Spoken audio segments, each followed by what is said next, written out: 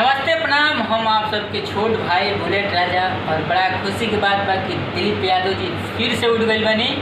और जगह पिछला बार प्यार दुलार देहनी आ जाए यू बड़ा वहीं देवे के बाद और कहे के बाद कि जे जानत नहीं खे ओकरो के बतावे के बा, जे जानत नहीं खे ओकरो के बतावे के बा, दिलीप यादव के फिर से जितावे के बा, दिलीप यादव के फिर से जितावे के बा, जे जानत नहीं खे ओकरो के बतावे के बा, जे जानत नहीं खे ओकरो के बतावे के बा, दिलीप भैया के फिर से जितावे के बा, दिलीप यादव के फिर से जितावे के बा। और पूरा अपन सपोर्ट दी जा सबके जितना हमारे चाचा चाची जे भी देखत आवे, छोट भाई बड़ भाई दादा दादी काका काकी भाई भौजाई